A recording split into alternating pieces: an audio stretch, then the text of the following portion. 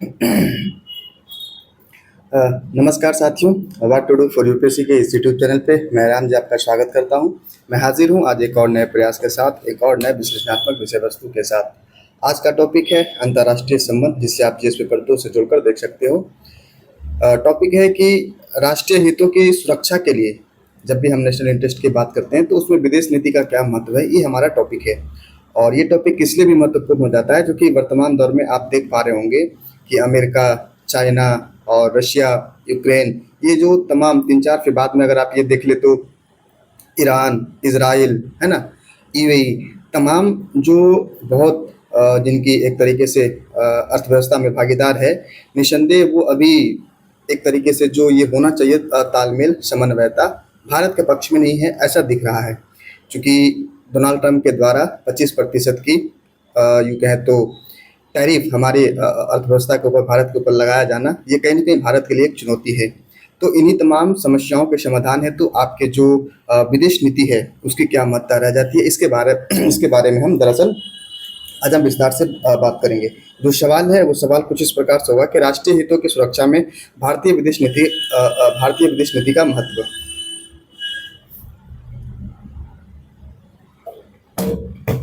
तो ये हमारा सवाल होगा और इसी सवाल को हम विश्लेषण के तौर पे देखेंगे। मैं इस सवाल को लेकर आगे बढ़ूँ उससे पहले अगर भारत के बारे में कुछ समझा जाए, ताकि ये समझ पाना अत्यावश्यक हो कि भारत जिस स्थिति में है, उस स्थिति में इसकी नीति, इनकी रणनीति किस प्रकार से प्रभावित करेगी वैश्विक अर्थव्यवस्था को भी और भारत के पक्ष में भी। तो इस बात को आप सभी स्वीकार करेंगे ही कि भारत जो है दुनिया का सबसे बड़ा लोकतंत्र है, और ये भी कहना शायद अब हमारे पक्ष में जाएगा कि दुनिया का सबसे बड़ा जनसंख्या वाला भी देश है। तो ये बात रही। दूसरी बात ये कही जा रही कि भारत इतना बड़ा लोकतंत्र और इतनी मतलब सबसे ज़्यादा जनसंख्या वाला देश होने के बावजूद भी जो एक महत्वपूर्ण अंग है वैश्विक अर्थव्यवस्था में, वह यूनाइटेड नेशन सिक्योरिटी काउंसिल, राष्ट्रीय सुरक्षा परिषद है ना, अंतर्राष्ट्रीय सुरक्षा परिषद। तो उसमें दरअसल इनकी भूमिका या यूँ कह लें इनका स्थान न हो पाना, एक तरीके से मैं ये कहूँगा कि एक बहुत बड़ी चुनौती ये भी उभर कर आती है। और मैं आगे बताऊँगा अभी कि भारत की वैश्विक अर्थव्यवस्था या यूँ कह लें वैश्विक नीति के सापेक्ष में क्या-क्या महत्वाकांक्षाएँ हैं। उस महत्वाकांक्षा में पहली बात यही आती है कि सबसे पहले यूनाइटेड नेशन सिक्योरिटी काउंसिल का परमानेंट मेंबर बन जाए। ये हमारी महत्वाकांक्षा है और इसी प्रकार से रहेंगे। दूसरी बात इसमें ये कही जा रही है साथियों कि वर्तमान दौर में निसंदेह भारत जो है, सॉरी, विश्व जो है फिलहाल अभी अमेरिका के इर्द-गिर्द घूमता है। अमेरिका जो चाहता है वैश्विक अर्थव्यवस्था की गति तकरीबन उसी दिशा में जाती है, और ये एग्जाम्पल अभी फिलहाल हम सभी देख रहे हैं। लेकिन ऐसा माना जाता है और कई बार जो बड़े-बड़े देश हैं, यूरोपीय countries, in the sense of बड़े बड़े कंट्री मतलब in the sense of economy, उन्होंने इस बात को भी ये कहा है कि आने वाले दिनों में जो अमेरिका आज अपनी स्थान रख रहा वैश्विक अर्थव्यवस्था के सापेक्ष, तो वो आने वाले दिनों में भारत, और चाइना और रशिया, ये तीनों देश रखेंगे। चूँकि अभी अमेरिका के किसी एक देश के समतुल्य ला पाना संभवतः भी बहुत मुश्किल है, चूँकि उनकी इकोनॉमी तकरीबन 24 ट्रिलियन के आसपास है, 23 दशमलव समथिंग, या यूँ कह लें तो 24 ट्रिलियन के आसपास है, जो कि भारत से तकरीबन 6 गुना ज़्यादा है, अगर आप थोड़ा-सा ये कहें तो। वहीं अगर आप चाइना को देखें तकरीबन 12 ट्रिलियन है, उससे दुगुना है। तो फिलहाल ये कह पाना कि कोई एक देश अमेरिका का स्थान लेगा, निसंदेह ये अभी अतिशयोक्ति होगी। लेकिन फिलहाल इस बात का कयास लगाया जाना ये भारत के पक्ष में है कि आने वाले दिनों में वैश्विक अर्थव्यवस्था की नीति, वैश्विक अर्थव्यवस्था जो कूटनीति है, एक तरीके से वैश्विक कूटनीति, उसकी दिशा निर्धारण करने के जो ये है पावर है, जो शक्ति है, उसमें भारत की भी भूमिका अधिक होगी। ये बात दरअसल यूरोपीय कंट्री भी स्वीकार कर रहे हैं। इसलिए आपने देखा होगा कि भारत पे इस प्रकार से टैरिफ लगाए जाने के बाद भी, यूके की बात कर लें, आयरलैंड की बात कर लें, ये सब जो देश हैं, कनाडा की बात कर लें, आयरलैंड कनाडा की मैं कहना चाह रहा था, ये सब जो देश है कहीं न कहीं धीरे-धीरे क्रमवार तरीके से अमेरिका से तटस्थता बनाए जा रहे हैं। मतलब दूरी बनाया जा रहा है, चूँकि निसंदेह मुझे ऐसा लगता है, आज तो एक न्यूज़ भी आ गया कि रशिया के इर्द-गिर्द जो अमेरिकन नेवल ये है, परमाणु बम स्थापित करने की बात कही जा रही है। मतलब उनके एरिया में, रूस के निकट परमाणु बम की ये करना, निसंदेह ये तृतीय वर्ल्ड, जो थर्ड वर्ल्ड वार है, उसकी ओर संकेत है। बहरहाल देखिए अभी क्या होता है। फिलहाल ये बात कहना है कि तृतीय विश्व युद्ध होगा, अभी नहीं है, चूँकि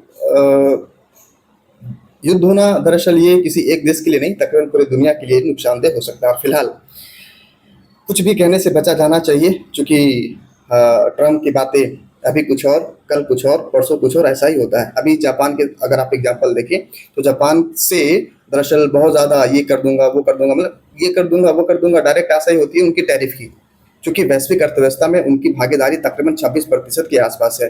मतलब 100 रुपये की अगर व्यापार हो रहा तो 26 रुपये अकेले अमेरिका की हिस्सेदारी है, वहीं भारत का 4% है। तो इस प्रकार से बात कही जा रही है कि जब भी उनको किसी भी प्रकार से कंट्रोल करना होता है तो टैरिफ वाला जो गियर है वो दबाते हैं। बहरहाल, तो चलिए इन तमाम बातों को हम और विस्तार से आने वाले खंडों में देखेंगे। फिलहाल ये समझने का प्रयास करते हैं कि भारत की वैश्विक महत्वाकांक्षा क्या है। निसंदेह आप अगर व्यक्ति होंगे, है ना, आपका परिवार का, आपके समाज का, आपके गांव का, आपके राज्य का, उसी प्रकार से हमारे देश का क्या महत्वाकांक्षा है। जब हम महत्वाकांक्षा की बात करते हैं तो निसंदेह दो प्रकार की महत्वाकांक्षा होती है, एक राष्ट्रीय स्तर पे, एक अंतर्राष्ट्रीय स्तर पे। आज फिलहाल हम राष्ट्रीय स्तर पे बात नहीं कर रहे कि महत्वाकांक्षा ये है कि जन कल्याण को ये करना, जो इंक्लूसिव ग्रोथ है उसको बढ़ाना, जो ये है एजुकेशन सिस्टम है उसको बेहतर करना, स्वास्थ्य सिस्टम उसको बेहतर करना, ये सब राष्ट्रीय स्तर की महत्वाकांक्षाएं होती है। लेकिन आज हम जो फिलहाल बात करने वाले हैं वैश्विक स्तर पे, अंतर्राष्ट्रीय स्तर पे क्या क्या महत्वाकांक्षाएं हैं। उन महत्वाकांक्षाओं में पहली बात जो मैंने आपको कहा कि यूएनएससी यानी कि यूनाइटेड नेशन सिक्योरिटी काउंसिल में अपने जो सदस्यता है उसको अस्थायी सदस्यता के रूप में ये करना। परमानेंट मेंबर तो अभी तक 5 ही हैं जो हम लोग जानते हैं उनके बारे में। तो भारत अगर आने वाले दिनों में, माफ कीजिएगा, भारत की महत्वाकांक्षा ये है कि आने वाले दिनों में हो सके तो यूनाइटेड नेशन सिक्योरिटी काउंसिल में भारत को अस्थायी सदस्य मिल जाए, फिर भारत के पास वीटो पावर आ जाएगा। तो आज जो अमेरिका, हमें दरअसल कई दफ़ा रशिया का साथ लेना होता है, कई मायनों में अमेरिका का साथ लेना पड़ता था, फिलहाल अभी सिचुएशन उस कैटेगरी में नहीं है। लेकिन जो हम किसी दूसरे देश के साथ किसी न किसी पक्ष में दरअसल ये रहते थे, डिपेंडेंट रहते हैं। फिलहाल ये डिपेंडेंसी कहीं न कहीं आपको मजबूर करती है किसी के सामने झुकने को। तो ये बात जताई जा रही है कि आने वाले दिनों में अगर हम जो सुरक्षा परिषद है उसमें अगर हम भागीदार बनते हैं स्थायी रूप से, तो निसंदेह ये हमारी एक तरीके से मजबूती को प्रदर्शित करेगा। और निसंदेह भारत जैसे देश को होना ही चाहिए वहाँ, क्योंकि वसुधैव कुटुंबकम की बात करते हैं हम लोग, है ना, हालांकि वो अलग बात हो जाएगी। फिलहाल तो पहली महत्वाकांक्षा ये। दूसरी बात कही जा रही हिंद प्रशांत महासागर में आर्थिक और सामरिक प्रभाव को एक तरीके से चाइना को प्रति संतुलित करना। मैंने कई दफा आपको कहा कि वैश्विक अर्थव्यवस्था की जो कॉरिडोर है ये इंडो पैसिफिक जोन से गुजरता है, क्योंकि तकरीबन 7 बिलियन ये है पॉपुलेशन है दुनिया का, है ना, वर्ल्ड का। और उस 7 बिलियन में अकेले 3 बिलियन या 3 बिलियन से ज्यादा सिर्फ 2 देश के पास है, वो क्या नाम है, भारत और चाइना के पास। कुल मिलाकर के 5.5 बिलियन के आसपास हमारे 5.5 तकरीबन 5 बिलियन के आसपास एशिया का ये पॉपुलेशन है। तो इतनी बड़ी पॉपुलेशन के लिए जो डिमांड है, जो एक तरीके से जब हम इकोनॉमिक पर्सपेक्टिव से बात करते हैं तो उस डिमांड को पूर्ति करने के लिए कहीं न कहीं आपको इंडो पैसिफिक जोन से ही आना जाना पड़ेगा। और जब हम यूरोपीय कंट्रीज के व्यापार की बात करें तो यूरोपीय कंट्रीज में दरअसल इतनी ज़्यादा ये नहीं, पॉपुलेशन नहीं है कि वो अपने उत्पादन का खपत वहाँ कर सके, क्योंकि वो अपने जो इंफ्रास्ट्रक्चर आदि हैं, जो डिमांड, जो भी तमाम चीज़ें हैं, वो अपने पिक पॉइंट पे वो चले गए हैं। अब अमेरिका क्या ही सड़क बनाएगा। अब ये हो सकता है कि सड़क को अब आर्टिफिशियल इंटेलिजेंस आदि से वो ये करे। अब हो सकता है कि नए नए तकनीक के माध्यम से वो उन तमाम चीज़ों को सुसज्जित करे। लेकिन फिलहाल जो बुनियादी अवसंरचना होती है वो अपने चरम सीमा पे पहुंच चुकी है, भारत को अभी पहुंचना है। तो उसी क्रम में बात कही जा रही है कि जब भी उत्पादन की बात हो तो उस उत्पादन को खपत करने के लिए, या यूँ कह लें उस उत्पादन को एक बेहतर बाजार तक पहुंचाने के लिए उस यूरोपीय कंट्रीज को, वैश्विक अर्थव्यवस्था को इंडो पैसिफिक जोन की आवश्यकता पड़ती है और पड़ भी रही है। और इस लिहाज से भारत का एक महत्वाकांक्षी योजना कह ले या महत्वाकांक्षा ये है कि इंडो पैसिफिक जोन में जो आर्थिक प्रभाव है और जो सामरिक प्रभाव है उसमें कहीं ना कहीं बढ़त मिले। और बढ़त किससे? बढ़त दरअसल चाइना से, क्योंकि चाइना की अभी अच्छी खासी इसमें दबदबा है, इस बात को स्वीकार करना चाहिए। लेकिन आने वाले समय में जिस प्रकार से भारत की नीति और रणनीति आगे बढ़ रही वैश्विक स्तर पे, निसंदेह हम चाइना को भी प्रति संतुलित करते हुए अपनी जो कमान है इस व्यवस्था का, इस क्षेत्र का, इंडो पैसिफिक जोन का, हम अपने हाथ में ले पाएंगे। तो दूसरी महत्वाकांक्षा ये है। पहली क्या थी? सुरक्षा के पर्सपेक्टिव से यूनाइटेड नेशन सिक्योरिटी काउंसिल में अपनी स्थायी सदस्य लेना, परमानेंट मेंबर बनना। दूसरा है इंडो पैसिफिक जोन में अपने जो मूल प्रतिरोधी ये कह ले या फिर कंपटीटर जो है चाइना, उसको प्रति संतुलित करना। अगली बात कही जा रही है विकासशील अर्थव्यवस्थाओं के बीच एक तरीके सॉरी एक तरीके से लीडरशिप को स्थापित करना, नेतृत्व को बढ़ाना। और ये नेतृत्व इसलिए ज़रूरी है साथियों, चूँकि आपने देखा होगा कि जब हम बात जब आप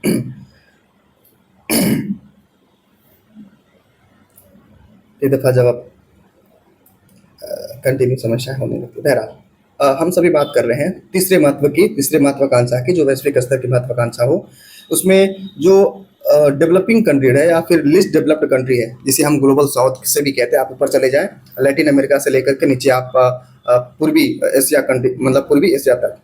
तो कुल मिलाकर के ये जो ग्लोबल साउथ का ये है स्थिति, उसके नेतृत्वकर्ता के रूप में भारत चाहता है कि आगे बढ़े, और ना चाहता है बल्कि 2020 के बाद जिस प्रकार से लीडरशिप हमारे देश ने दिखाई है, निसंदेह ये सराहनीय है। और आने वाले दिनों में ये संदेह, मतलब कि बिना किसी डाउट के ये कह सकते हैं कि भारत जो है वैश्विक अर्थव्यवस्था में जो ग्लोबल साउथ है उसका नेतृत्व करता है, मतलब कि लीडरशिप करते हुए आगे निकलेगा। तो दूसरी महत्वाकांक्षा ये। एक बात और मैं अगर आपको कह दूं कि जो लिस्ट डेवलप्ड कंट्री या डेवलपिंग कंट्री हैं, उनके जैसे मेरे से आप पूछेंगे, खैर अगर आप मुझे अगर आप मेरे से कहेंगे कि इस प्रकार के जो महत्वाकांक्षा है लीडरशिप बनने का, इसमें कौन रोका, कौन जो है वो ऑब्स्टिकल यानी कि चुनौती के रूप में उभर कर रहा, तो वही चाइना है। क्योंकि चाइना की जो नीति है, बहुत ज़्यादा इन्वेस्टमेंट करो, हालांकि ये नीति उनके बहुत ज़्यादा कामगार आ जाएगी आने वाले वर्षों में, ये उचित नहीं है। क्योंकि ये बात भी देखा गया है कि वर्तमान दौर में इतना ज़्यादा वो इन्वेस्टमेंट अंतर्राष्ट्रीय स्तर पे कर दिए ताकि उन इस इन्वेस्टमेंट से उनको ही समस्या हो रही है। और फिलहाल कई ऐसे आर्टिकल देखने को मिले जिसमें शी जिनपिंग को हटाकर नए प्रकार से शासन व्यवस्था को स्थापित करने की प्रयास की जा रही है। बहरहाल जो होगा वो बाद में देखा जाएगा। फिलहाल चुनौती की बात करें तो चुनौती ये है कि कैसे हम अफ्रीका कंट्रीज और नीचे की जो ये है क्या नाम है मिडिल गल्फ कंट्रीज की बात कर ले, तो ये जो गल्फ कंट्रीज विशेष तौर पे है, इनको अपने साथ लेकर के वैश्विक अर्थव्यवस्था के साथ आगे बढ़ना, ये बहुत बड़ा एक भारत का महत्वाकांक्षा है। और अगर ऐसा होता है, आज सभी लोग अमेरिका को क्यों और दरअसल ये देखते हैं, जब भी किसी प्रकार की समस्याएं होती है, चाहे पाकिस्तान हो, कई मायने में भारत भी है ना, एक तरीके से एक अपेक्षा रखता है कि जो है अमेरिका मदद करेगा, क्योंकि उनके पास तमाम शक्तियां हैं, चाहे आर्थिक शक्ति की बात हो, चाहे सैन्य शक्ति की बात हो, चाहे वैश्विक स्तर पे कूटनीति की बात हो। तो भारत को अभी फिलहाल वैश्विक स्तर पे आर्थिक रूप से सशक्त बनने में थोड़ा सा वक्त लगेगा, लेकिन कूटनीतिक रूप में कहीं ना कहीं भारत की जो एक ये है आप ये कह सकते हैं प्रयास है, वो निसंदेह औरों से बेहतर है। और जो बात अपने मतलब जब भी भारत को एक मौका मिलता है वैश्विक मंच में अपने बात को रखने का, तो ना सिर्फ अपनी बात रखता है बल्कि ग्लोबल साउथ की भी बात रखता है। तो यहाँ से कहीं ना कहीं एक कनेक्टिविटी सॉफ्ट पावर के रूप में जुड़ती है, और निसंदेह हम आने वाले दिनों में इन्हीं के साथ आगे बढ़ने में विश्वास रखते हैं। और कहीं ना कहीं वसुधैव कुटुंबकम की ना सिर्फ हमारी परिकल्पना है, बल्कि इस प्रकार की क्रिएटिव जो क्रियाविधि है, इसके साथ वो परिकल्पनाएं परिलक्षित भी होती हैं। तो ये बात कही जा रही है साथियों। अगली बात दरअसल ये कही जा रही अंतर्राष्ट्रीय वित्तीय संस्थाओं में नेतृत्व, विशेष तौर पे वर्ल्ड बैंक की बात कर ले, IMF की बात कर ले। भारत की महत्वाकांक्षा होती है कि हम ज़्यादा से ज़्यादा उनके सहयोग लेकर के अपनी अर्थव्यवस्था में एक तरीके से जो विकास कार्य उसको निष्पादित करें। लेकिन चूंकि अभी फिलहाल जैसा कि मैंने आपको बताया कि वर्ल्ड बैंक हो, IMF हो, ये तमाम चीज़ें कहीं ना कहीं सीधे तौर पे कहने से तो सभी देश बचते हैं, लेकिन अमेरिका का मतलब कि अमेरिका जिसे चालेगा दरअसल उसे ही ये चीज़ें होंगी। जैसे आपने देखा होगा ऑपरेशन सिंदूर के दरमियान वर्ल्ड बैंक के माध्यम से $1 बिलियन का जो सहायता राशि मिला पाकिस्तान का, ये तभी मिल सका जब अमेरिका चाहा। अगर अमेरिका नहीं चाहता तो निसंदेह ये चीज़ें नहीं मिल पाती। तो वही कहा जा रहा है कि भारत की एक महत्वाकांक्षा ये भी रहती है कि ज़्यादा से ज़्यादा हम वैश्विक इन प्रकार के अर्थव्यवस्थाओं से, माफ कीजिएगा, इन प्रकार आर्थिक जो मंच है,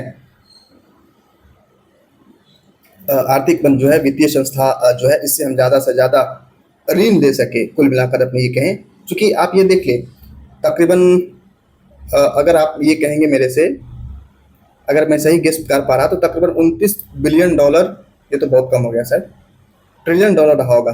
हालांकि मैं गेस करने से बचूंगा। मैं एक आंकड़ा देख रहा था जो कि विगत वर्षों में क्या नाम है अमेरिका के ऊपर जो कर्ज है वो बढ़ता जा रहा। तो वही मैं कह रहा कि अगर आपको ऐसा लगता है कि भारत इतना मतलब बड़ा एक तरीके से इकॉनमी है, तो क्यों सड़क बनाने के लिए उन्हें बाहर से पैसा लेना होगा? दरअसल बाहर से पैसा लेने का मतलब ये होता है कि आप कहीं न कहीं एक तरीके से उस प्रकार की मदद लेकर के इसको आप कैसे समझ सकते हैं? जैसे मैं जो समझ रहा अगर मैं इसको यूँ कहूँ कि आपके पास पैसे हैं, आप चाहें तो उसी पैसे के माध्यम से ये चीज़ कर सकते हैं। लेकिन अगर आप ऐसा करेंगे तो जो आपकी मौद्रिक नीति है, जो एक तरीके से मॉनेटरी पॉलिसी है, वो एक तरीके से मतलब कि असंतुलित हो सकती है। आप क्या करेंगे? ज़्यादा से ज़्यादा आप नोट छापेंगे फिर, चूँकि लोगों को देना होगा तो समस्याएँ होंगी। इसलिए कहा जाता है कि वैश्विक स्तर पे इस प्रकार से बड़े लोन लेकर के अगर आप फिर ये करेंगे और बाद में चूँकि आपको चुकाना होगा, तो फिर ये प्रतिसंतुलित होती है, यूँ कहें तो बैलेंस वे में आगे बढ़ता है। अगर आप बिना बाहरी सहायता के बहुत बड़े धनराशि का अगर आप क्रियाविधि मतलब पैसे छाप कर ये करते हो, तो ये आपके ही इकोनॉमी को कहीं न कहीं ये करेगा, डेमोरलाइज़ करेगा। तो इस लिहाज से प्रतिसंतुलित करते हुए अपने व्यवस्था को आगे बढ़ाने के लिए लोन की जो है महत्वाकांक्षा होती है। और निस्संदेह भारत सरकार के बहुत सारे ऐसे प्रयास रहे हैं जिसमें लोन मिला है, चाहे एशियन बैंक की बात हो, चाहे आईएमएफ की बात हो, चाहे फिर वर्ल्ड बैंक की बात हो।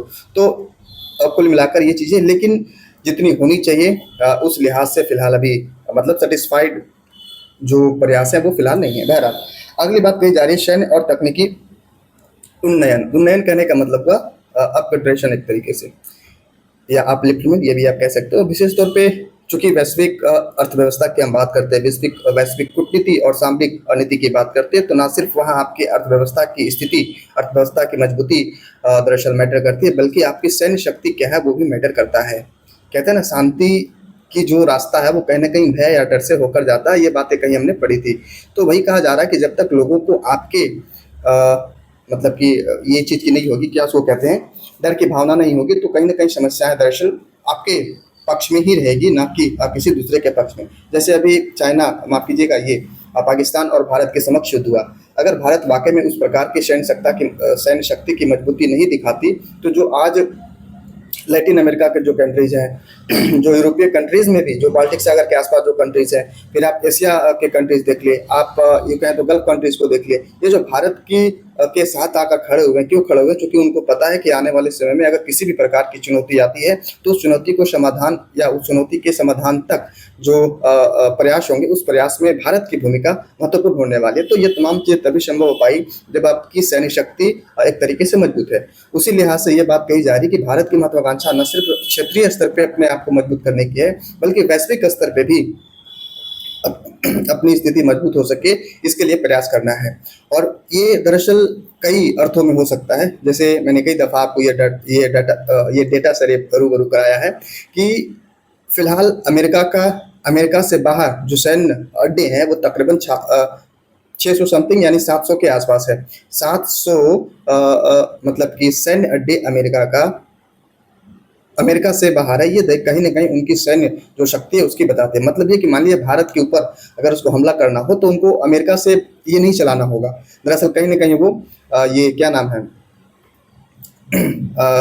पाकिस्तान, आपको पता होगा पाकिस्तान में सैन्य बेस है, तो पाकिस्तान से एक तरीके से वो यूज़ कर सकते हैं भारत को ये कंट्रोल करने के लिए। उसी क्रम में अगर थोड़ा-सा पीछे आप जाएँ, श्रीलंका क्या नाम है, बांग्लादेश को लेकर, तो दरअसल जो बाइडेन सरकार या यूँ कह लें अमेरिका जो था, वो दरअसल ये चाहता था कि बांग्लादेश में एक अमेरिकी सैन्य अड्डा हो, ताकि वो विशेष तौर पे चाइना को और जो इंडो पैसिफिक ज़ोन है या एशिया जो है एक तरीके से पूरे एशिया को कंट्रोल कर सके। लेकिन चूँकि तत्कालिक तौर पे भारत और बांग्लादेश की स्थिति बेहतर थी, तो बांग्लादेश में कुछ ऐसी स्थिति हो जिससे मतलब भारत की संप्रभुता पे खतरा हो, तो निस्संदेह वो तालमेल भारत के ही पक्ष में जाएगा। इसीलिए फिर उनकी अनुमति नहीं मिली, बांग्लादेश ने अनुमति नहीं दिया और अंततः क्या हुआ हम सभी आप जानते हैं। तो सैन्य और तकनीकी उन्नयन के क्षेत्र में भारत की एक महत्वाकांक्षा रहती है कि हम वैश्विक स्तर पे अपने आप को मजबूती से स्थापित करें। इसे और भी कई मायनों में देखा जा सकता था, फिलहाल इतना ही समझते हुए आगे बढ़ना। अगली महत्वाकांक्षा की बात करें तो सॉफ्ट पावर का संवर्धन, है ना। जैसे सैन्य पावर की बात होती है, हार्ड पावर की बात होती है। Hard power in the sense आपके पास कितने गोले बारूद बम आदि आदि हैं। लेकिन सॉफ्ट पावर कहने का मतलब हुआ कि आपकी जो वैश्विक स्वीकृति है वो कितनी मजबूत है।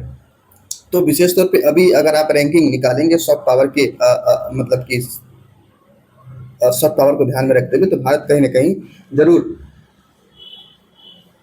प्रथम 2 देश में रहेगा। अब पहला हो या दूसरा, ये दरअसल मतलब दरअसल विषय का मतलब मुद्दे का ये मामला है। आई मीन इस पे और भी बातें करी जा सकती है, पर हाँ, प्रथम दो में भारत की स्थिति होना स्वाभाविक है।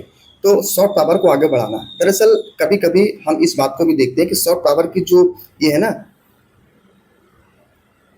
सॉफ्ट पावर की जो एक तरीके से क्या उसको कहते हैं महत्ता है, उसे हम नहीं समझ पाते हैं। और निसंदेह आने वाले दिनों में जितना ज़्यादा महत्व सॉफ्ट पावर का होगा, उतना ज़्यादा परमाणु बम का नहीं। क्योंकि आने वाले दिनों में एक तरीके से तमाम जो युद्ध हैं वो मैनुअली नहीं लड़े जाएंगे। आज भी देखिए युद्ध होता है तो सैनिक कम लड़ने जा रहे हैं। भारत पाकिस्तान के बीच इतना युद्ध हो गया, ईरान और क्या नाम है, इसराइल के बीच इतना बड़ा युद्ध हो गया, क्या सैनिक गए लड़ने के लिए? बिल्कुल भी नहीं। ईरान कहाँ है, मतलब ईरान यहाँ है, इजराइल कहाँ है, कितना दूर, लेकिन फिर भी युद्ध हो गए।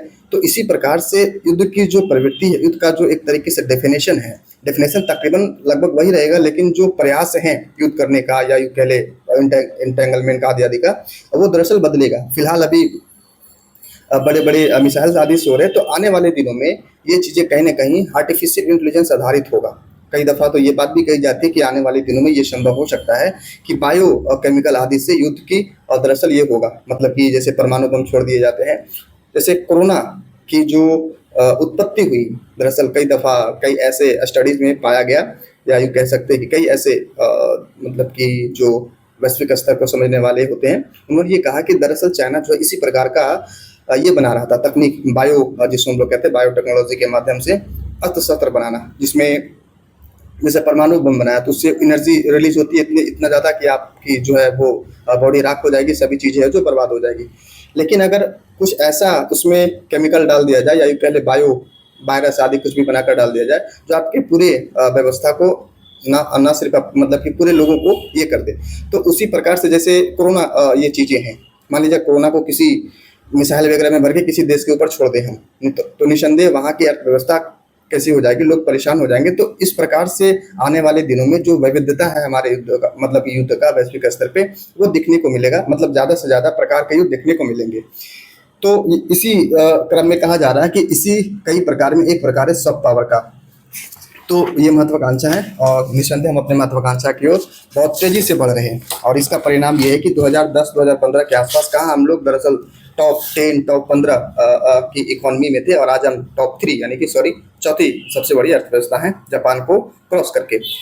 तो ये कुछ हमारी महत्वाकांक्षाएं थी। आइए अब हम समझने का प्रयास करते हैं कि भारत की वैश्विक महत्वाकांक्षा के समक्ष चुनौतियां क्या क्या हैं।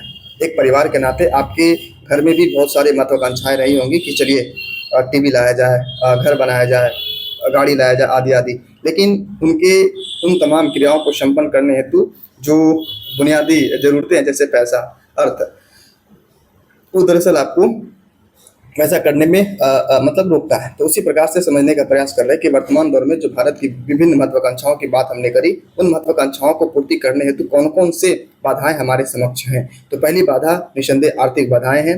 और आर्थिक बाधाओं में जब हम इस हम विस्तार से बात करेंगे, तो जैसे वर्तमान दौर में आप ये देखें, चूंकि हम वैश्विक स्तर की बात कर रहे हैं, वैश्विक अर्थव्यवस्था की बात कर रहे हैं, तो औसतन भारत के प्रति वर्ष जो एक व्यक्ति का ये है $2500 प्रति वर्ष है, $2500। और ये भी $2500 तकरीबन जब आप ये औसतन है। लेकिन हमारे देश में आपको पता है कि जो इनकम गैप है, जो असमानता है, वो एक तरीके से बहुत ज़्यादा है। तो सबसे पहली बात तो ये कि आप अपने देश के लोगों को अगर प्रॉपर तरीके से आर्थिक रूप से सशक्त नहीं करेंगे, तो आपकी जो वैश्विक महत्वाकांक्षाएं हैं वो पूरे तरीके से ये नहीं हो पाएगी। क्योंकि वैश्विक अर्थव्यवस्था के तक पहुंचने के लिए सबसे पहले आपके जो बुनियादी अवसंरचना है उसको प्रॉपर तरीके से ये करना होगा।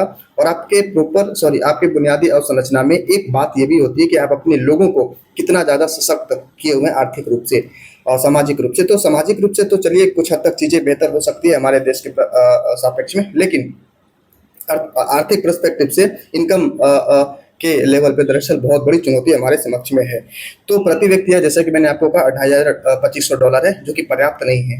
निसंदेह अगर आप $2500 देखेंगे तो कहीं ना कहीं ये वो है जो आपके घर में, मतलब आपके अर्थव्यवस्था में एक ऐसा व्यक्ति है जो हर महीने 5 लाख कमा रहा है, दूसरा एक ऐसा व्यक्ति है जो हर महीने तकरीबन 2000, 2500, 3000 भी कमा रहा। तो ये इनकम गैप की वजह से एक समस्याएं दरअसल चुनौती के रूप में उभर कर आती है। अगली बात कही जा रही है वैश्विक सकल घरेलू उत्पाद में, चूंकि हम आर्थिक बाधाओं की बात कर रहे हैं, तो जो विश्व व्यापार है, जैसा कि मैंने आपको कहा कि 100 रुपये की अगर 100 रुपये का अगर व्यापार अर्थव्यवस्था में हो रही है, वैश्विक अर्थव्यवस्था में, तो 26%, 24 से 26% के आसपास दरअसल अमेरिका का ये है। भारत का 4% है, अगर एग्जैक्ट देखें तो 3.6% ही है। तो 3.5% के आसपास वैश्विक भागीदारी आप रखते हुए ये कैसे उम्मीद कर सकते हैं, ये कैसे दरअसल आपकी जो ये महत्वाकांक्षा पूरी हो सकती है कि सभी जो छोटे-छोटे राज्य हैं, छोटे-छोटे देश हैं, वो आपके साथ आएँ। आपके साथ तभी आएँगे जब उनको एक तरीके से सेंस ऑफ सिक्योरिटी होगा। सेंस ऑफ सिक्योरिटी किस स्तर पे कि अगर किसी प्रकार की समस्याएँ होती है अर्थव्यवस्था के तौर पे, जैसे अभी दुनिया में किसी की भी अर्थव्यवस्था को कितना भी गंदा से गंदा नीचे क्यों ना गया हो, अगर अमेरिका चाहे तो उसको तुरंत मतलब जीता जागता कर देगा, तुरंत उसको अर्श से फट मतलब कि फर्श से अर्श तक ले आएगा। वहीं कितनी भी बड़ी अर्थव्यवस्था क्यों ना हो, अगर अमेरिका चाहे तो उसको अर्श से फर्श तक ले आएगा। तो ये तमाम शक्तियाँ अर्जित करने के लिए आपको वैश्विक अर्थव्यवस्था में अपनी भागीदारी बढ़ानी होगी और अभी-अभी जैसा कि मैंने आपको कहा कि 3.5% ही है और अमेरिका का 26% है, तो कहीं न कहीं ये समस्याएँ हमारे देश में है। दूसरे तौर पे जो कि हम प्रतिशतता की बात करें तो चाइना का भी 17% है और यूरोपीय यूनियन का भी 17% है भागीदारी वैश्विक अर्थव्यवस्था में। तो कुल मिलाकर ये हमारे समक्ष चुनौतियाँ हैं कि हमारी आयात निर्यात उतने स्तर पे उतने बड़े स्तर पे नहीं है कि हम वैश्विक अर्थव्यवस्था के सापेक्ष अपना कदम आगे बढ़ा सकें। अगर आगे बढ़ाना होगा तो कहीं न कहीं जो हमने बताया आपको जैसे कि सभी छोटे-छोटे देशों को साथ मिलाकर आगे बढ़ाना है, तो छोटे-छोटे देश तभी मिलेंगे जब आपके पास कुछ ऐसी चीज़ें होंगी। मक्खियाँ दरअसल आपके साथ तभी आएँगी जब आप मीठे होंगे एक तरीके से, है ना? तो खैर मैं इस प्रकार समझाने का प्रयास करा। बहरहाल, तो वैश्विक शकल जो मतलब कि वर्ल्ड जीडीपी है उसमें भारत की भागीदारी मैंने इस प्रकार से आपको बताई। दूसरी बात इसी में ये कही जा रही है कि वर्तमान दौर में एक तरफ तो हमारे समक्ष वैश्विक अर्थव्यवस्था में नाना प्रकार की चुनौतियाँ हैं, लेकिन समकक्ष जो है समकक्ष जो चुनौती है वो चाइना है। चाइना को भी प्रति संतुलित करना उतना उतना ही आवश्यक है जितना कि आपकी मजबूती वैश्विक अर्थव्यवस्था के सापेक्ष बढ़ाना। तो कहीं न कहीं कुल मिलाकर के अगर एक सवाल आप मेरे से पूछेंगे कि चाइना से क्यों भारत को इतना ज़्यादा डर है? क्योंकि मैंने अभी-अभी आपको कहा कि ग्लोबल साउथ को लेकर के आगे बढ़ना है। तो ग्लोबल साउथ को आगे बढ़ने के लिए कम से कम उनको कुछ लाभ मिलने चाहिए। लाभ ये हो कि भारत वहाँ जाकर निवेश करे। जैसे अफ्रीकन कंट्रीज़ में बहुत ज़्यादा मतलब कि भारत जो है वो निवेश कर रखा है अभी भी।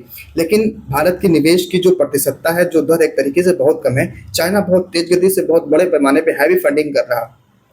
तो शुरुआती स्तर में जहाँ भारत के पास एक मौका है अपने आप को स्थापित करने का, अगर चाइना वहाँ जाकर बैठ जाएगा, निवेश कर जाएगा तो निस्संदेह समस्याएँ भारत के ही मतलब कि प्रतिकूल रहेगी, भारत के विपक्ष रहेगा। तो ये कुल मिलाकर के कुछ ऐसी बातें हैं विशेष तौर पे आर्थिक बाधाओं के तौर पे कि हमें प्रति संतुलित करना है चाइना को भी, हमें वैश्विक व्यापार में अपनी जो प्रतिशतता है 3.6% उसको भी बढ़ाना है। तब कहीं जाकर हम जो महत्वाकांक्षाएँ हैं, वैश्विक महत्वाकांक्षाएँ उसको टच कर पाएँगे, उसको एक तरीके से अपने पक्ष में देखते हुए देख पाएँगे। बहरहाल अगली बात कही जा